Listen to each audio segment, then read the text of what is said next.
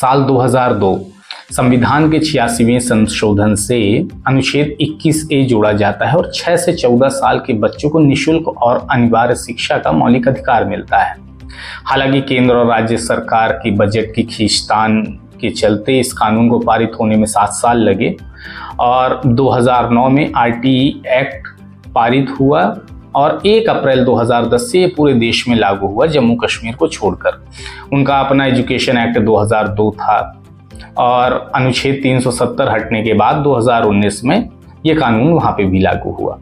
लेकिन सवाल ये है कि क्या शिक्षा के अधिकार ने वाकई आर्थिक रूप से कमज़ोर परिवार के बच्चों को फ़ायदा पहुँचाया या उन परिवारों की जेबें भी कटी और उनके बच्चों का भविष्य भी बर्बाद हो रहा है?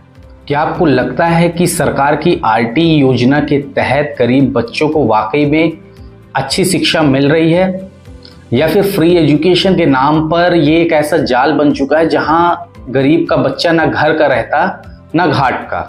आज हम बात करेंगे उन इंग्लिश मीडियम के ठप्पे की जिसके लालच में आकर छोटे छोटे गांवों और कस्बों के माँ बाप अपने बच्चों का एडमिशन तो करा देते हैं, लेकिन 8वीं कक्षा खत्म होते होते वो बच्चा एक ऐसे दलदल में फंस चुका होता है जिसके आगे का रास्ता शायद सिर्फ और सिर्फ अंधेरा ही होता है। सबसे पहले बात करते हैं हम उस मनमर्जी की जो शायद आप हर साल झेलते हैं, किताबें और यूनिफॉर्म खरीदने का दबाव। आपको क्या लगता है इस पर कोई कानून नहीं है? CBSE एफिलिएशन बायलॉस और लगभग हर राज्य का फी रेगुलेशन एक्ट साफ साफ ये कहता है कि कोई भी स्कूल किसी बच्चे के ऊपर किसी वेंडर या दुकानदार से ही यूनिफॉर्म, किताबें और स्टेशनरी खरीदने का दबाव नहीं बना सकता। यहाँ तक कि NCERT और एजुकेशन मिनिस्ट्री ने कई बार सर्कुलर जारी करके साफ साफ ये कहा है कि स्कूलों को सिर्फ NCERT द्वारा जारी की गई सस्ती किताबें ही चलानी है। लेकिन ग्राउंड रियलिटी क्या है? प्राइवेट स्कूल्स और पब्लिशर्स का एक बहुत बड़ा नेक्सस गठबंधन चलता है। अगर NCERT की किताब 60 से 70 रुपए में मिलती है तो वही कंटेंट को थोड़ा रंग बिरंगा करके प्राइवेट पब्लिशर 500 से 600 रुपए में बेचते हैं। क्यों? क्योंकि इस 500 रुपए का लगभग 35 से 40% कमीशन स्कूल मैनेजमेंट को जाता है। RTE के तहत 8वीं कक्षा या 14 वर्ष की आयु तक की ट्यूशन फी भले ही मुफ्त हो, लेकिन प्राइवेट बुक्स, यूनिफॉर्म, बस फी और अलग अलग एक्टिविटीज के नाम पर इतने पैसे वसूल लिए जाते हैं कि वो फ्री एजुकेशन किसी महंगे सौदे से कम नहीं होती। एक बार को ये मान भी लेते हैं कि गरीब अपना पेट काट कर कैसे भी करके अपने बच्चे को प्राइवेट स्कूल में पढ़ाता है, लेकिन शिक्षा की क्वालिटी क्या है? इन गली मोहल्ले में खुले इंग्लिश मीडियम स्कूल में पढ़ाने वाले टीचर्स को बहुत ही कम सैलरी में रखा जाता है। वे ठीक से इंग्लिश बोल भी नहीं पाते, तो वो क्या करते हैं कि कक्षाओं में आकर के सिर्फ बुक को वैसे ही रीडिंग करवा देते हैं। घर में वैसा माहौल नहीं होता और स्कूल में वैसी क्वालिटी नहीं होती। नतीजा पता है क्या होता है? 8वीं कक्षा तक नो डिटेंशन पॉलिसी यानी फेल ना करने के कानून के तहत कैसे भी करके बच्चा 8वीं तक तो पास हो जाता है, लेकिन 8वीं पास होते ही RTE का कानून खत्म। अब प्राइवेट स्कूल्स को पूरी फीस चाहिए। अब या तो गरीब पूरी फीस भरे या फिर अपने बच्चे को वहां से निकालकर सरकारी स्कूल में डाले। अब शुरू होती है असली त्रासदी। जब वो बच्चा सरकारी स्कूल में जाता है तो हिंदी भाषी राज्य में या तो सब कुछ हिंदी में या फिर उस राज्य की क्षेत्रीय भाषा में। अब उस मासूम की हालत देखिए। उस बच्चे से ना तो ठीक से इंग्लिश ही आती है और क्षेत्रीय भाषा का तो उसको ज्ञान मिला ही नहीं। अब वो बच्चा खुद को अकेला सा महसूस करने लगता है और ये चीजें उसके दिमाग में दुष्प्रभाव भी डालती हैं। और ये बातें मैं सिर्फ हवा में नहीं कह रहा हूं, आइए आंकड़ों पर भी नजर डालते हैं। National commission for protection of child rights, राष्ट्रीय बाल अधिकार संरक्षण आयोग और शिक्षाविदों के आंकड़ों के मुताबिक RTE के तहत मुफ्त में शिक्षा प्राप्त करने वाले छात्रों में से लगभग 20 से 25% छात्र 8वीं के बाद पढ़ाई छोड़ देते हैं। ये देश का सबसे बड़ा ड्रॉप आउट जोन है। अगर हम उत्तर भारत की बात करें, जैसे कि मध्य प्रदेश, उत्तर प्रदेश, बिहार, झारखंड, तो यहाँ पे इंग्लिश मीडियम का ठप्पा लगाकर लोग धड़ल्ले से बिजनेस कर रहे हैं, क्योंकि सरकारी स्कूल का इंफ्रास्ट्रक्चर ठप है। वहीं अगर हम दक्षिण भारत के राज्य जैसे केरलम, कर्नाटक, तमिलनाडु की बात करें, तो यहाँ की सरकारी स्कूल का इंफ्रास्ट्रक्चर इतना अच्छा है कि यहाँ के लोग प्राइवेट स्कूल के माया जाल में फंसने के लिए मजबूर नहीं हैं। संसद में आरटीई का कानून तो बन गया, लेकिन शायद प्रशासन इसकी मॉनिटरिंग करना भूल गया। तो इसका हल क्या हो सकता है? क्या हम अपने बच्चों का भविष्य ऐसे ही बर्बाद होते देखते रहें? नहीं, आज हमें सरकार के सामने बेहद ठोस और कड़े सवाल खड़े करने होंगे। आरटीई शिक्षा के अधिकार के नियम को 12वीं तक अपग्रेड क्यों नहीं किया गया?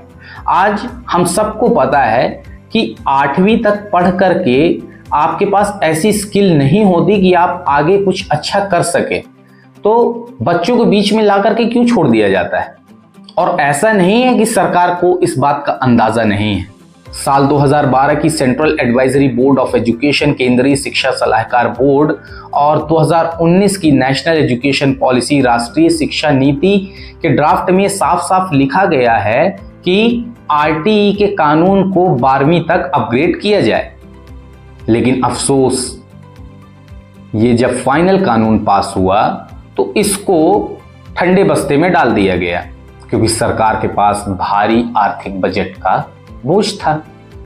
नतीजा, आज भी लाखों गरीब बच्चे 8वीं के बाद पढ़ाई छोड़ने के लिए मजबूर हैं।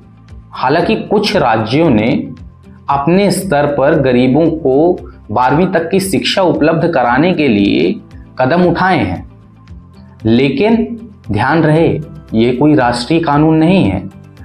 इन राज्यों ने अपने बजट का ही हिस्सा निकाल करके इन्हें कल्याणकारी योजनाओं के नाम पर मुहैया कराया है। उदाहरण के तौर पर छत्तीसगढ़, इन्होंने आरटीई के तहत पढ़ रहे आर्थिक रूप से कमजोर बच्चों को प्राइवेट स्कूल्स में ही 12वीं तक की शिक्षा मुफ्त कराई है।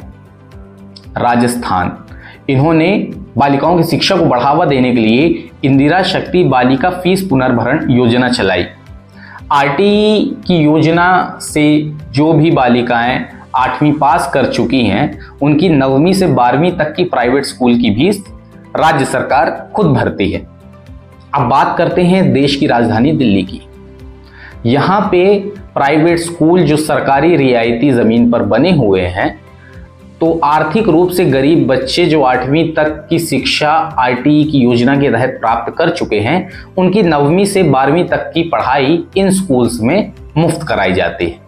लेकिन इन 3 से 4 राज्यों को अगर हटा दिया जाए तो मध्य प्रदेश, उत्तर प्रदेश, बिहार, झारखंड जैसे राज्य, यहाँ पे आज भी केंद्र द्वारा आरटीई के नियम ही लागू हैं।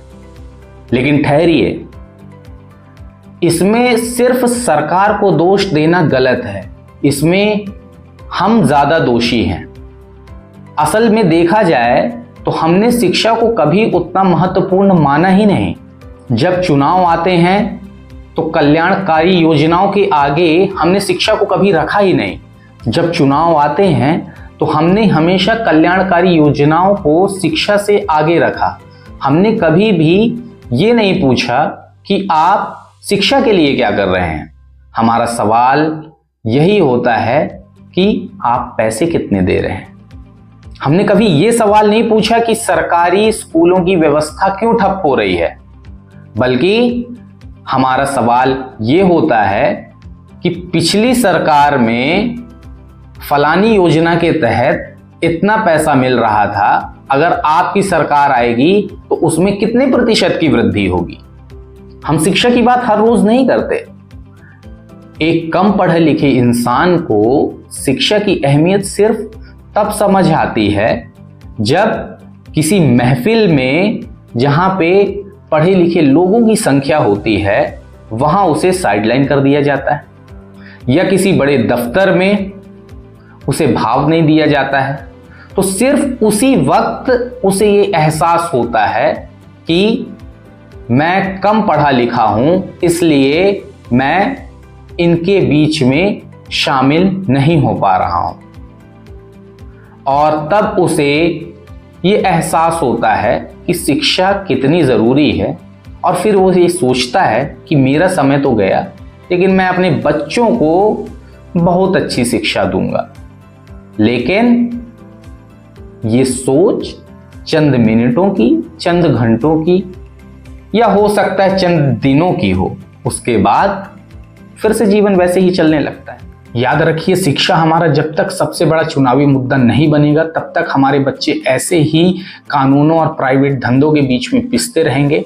और माँ बाप से मेरी सिर्फ इतनी ही गुजारिश है कि स्कूलों के चमकते हुए होर्डिंग्स को देख करके बच्चों का एडमिशन उसमें ना कराएं, बल्कि स्कूल में होने वाली एजुकेशन की क्वालिटी भी देखिए। और सरकार से मुफ्त की रेवड़ी की अपेक्षा मत करिए, बल्कि अपने हक और बच्चों के लिए एक अच्छी और बेहतर शिक्षा की मांग करिए। क्योंकि आज अगर हम ये सवाल नहीं उठाएंगे तो आने वाले कल में जब बच्चे का भविष्य खराब होगा और वो डिप्रेशन में जाएगा, तो इसकी जवाबदेही किसी और की नहीं बल्कि खुद हमारी ही होगी। बाकी आपकी इसमें क्या राय है, कमेंट बॉक्स में ज़रूर बताएं, और इस मुद्दे को हर एक परिवार तक पहुंचाने के लिए ज़्यादा से ज़्यादा शेयर करें और चैनल को सब्सक्राइब करना ना भूलें। धन्यवाद। जय हिंद।